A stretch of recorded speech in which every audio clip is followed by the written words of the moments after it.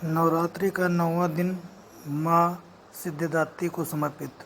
सिद्ध गंधर्व यक्षाद्यैर सुरैर्मरैरपि सेव्यमाना सदा भूयात् सिद्धिदा सिद्धिदायिनी। माँ दुर्गा जी की नवी शक्ति का नाम सिद्धिदात्री है। ये सभी प्रकार की सिद्धियों को देने वाली है। मार्कंडेय पुराण के अनुसार अणिमा, महिमा, गरिमा, लघिमा, प्राप्ति, प्राकाम्य, इशित्व और वशित्व, ये 8 सिद्धियां होती हैं। ब्रह्म वैवर्त पुराण के कृष्ण जन्म खंड में यह संख्या 18 बताई गई है। इनके नाम इस प्रकार हैं: अणिमा, लघिमा, प्राप्ति, प्राकाम्य, महिमा, इशित्व, वशित्व, सर्वकामावसायता, सर्वज्ञत्व, दूरश्रवण, परकाये प्रवेशन, वाक् सिद्धि, कल्पवृक्षत्व, सृष्टि संहार करण सामर्थ्य, अमरत्व, सर्वन्यायकत्व, भावना, सिद्धि।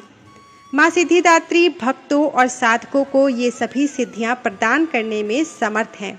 देवी पुराण के अनुसार भगवान शिव ने इनकी कृपा से ही इन सिद्धियों को प्राप्त किया था। इनकी अनुकंपा से ही भगवान शिव का आधा शरीर देवी का हुआ था। इसी कारण वह लोक में अर्धनारीश्वर नाम से प्रसिद्ध हुए। माँ सिद्धिदात्री 4 भुजाओं वाली है। इनका वाहन सिंह है। ये कमल पुष्प पर भी आसीन होती हैं।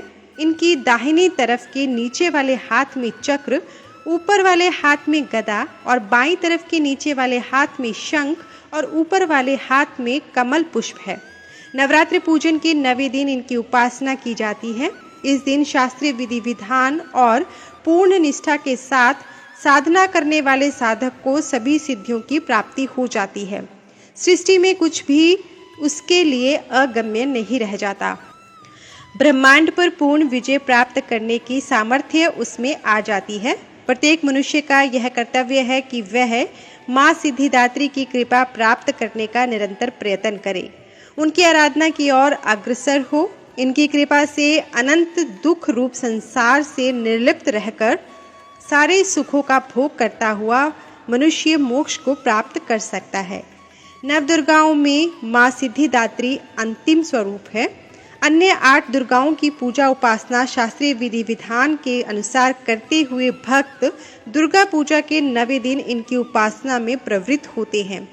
इन सिद्धिदात्री माँ की उपासना पूर्ण कर लेने के बाद भक्तों और साधकों की लौकिक पारलौकिक सभी प्रकार की कामनाओं की पूर्ति हो जाती है। लेकिन सिद्धिदात्री माँ के कृपा पात्र भक्त के भीतर कोई ऐसी कामना शेष बचती ही नहीं है जिसे वह पूर्ण करना चाहे। वह सभी सांसारिक इच्छाओं, आवश्यकताओं और स्पृहाओं से ऊपर उठकर मानसिक रूप से माँ भगवती के दिव्य लोकों में विचरण करता हुआ, उनके कृपा रस पीयूष का निरंतर पान करता हुआ विषय भोग शून्य हो जाता है। माँ भगवती का परम सानिध्य ही उसका सर्वस्व हो जाता है। इस परम पद को पाने के बाद उसे अन्य किसी भी वस्तु की आवश्यकता नहीं रह जाती। माँ के चरणों का यह सानिध्य प्राप्त करने के लिए हमें निरंतर नियम निष्ठ रहकर उनकी उपासना करनी चाहिए।